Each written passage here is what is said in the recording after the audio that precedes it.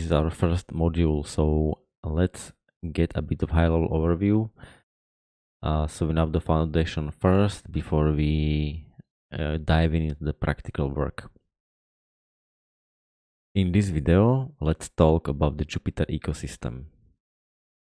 What is Jupyter? When you refer to Jupyter, it's not just the notebooks. It's a collection of tools and libraries for interactive data science, interactive research, education, and scientific computing.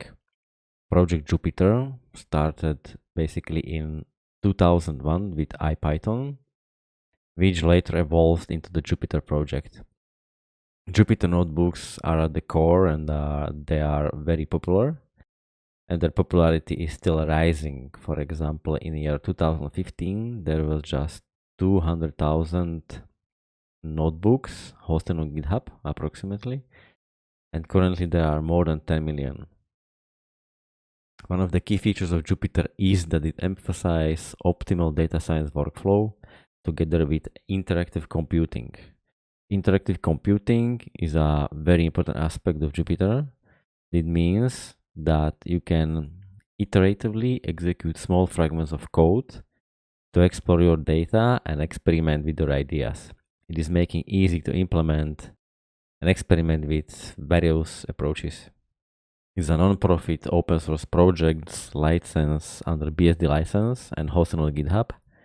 This means you can see its code, reuse it, change it, and include it in other products. Thanks to its open source nature, it has a wide community of developers and users as well.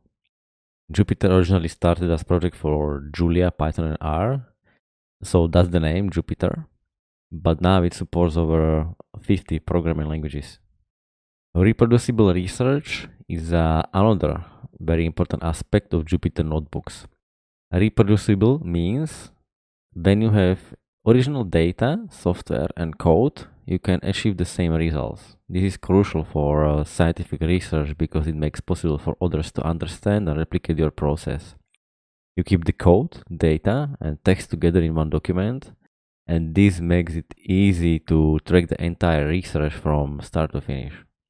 Many companies implement the Jupyter environments into their data science products and platforms. For example, Google, Microsoft, IBM, Intel, Kaggle, Nime, Dataiku, Databricks, just to mention a few.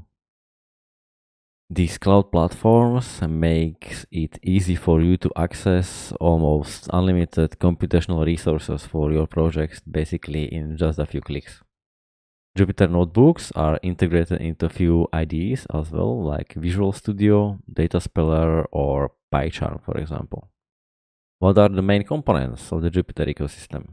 Jupyter notebooks are at the center, and it is the main web application which we will be using in the first parts of the course.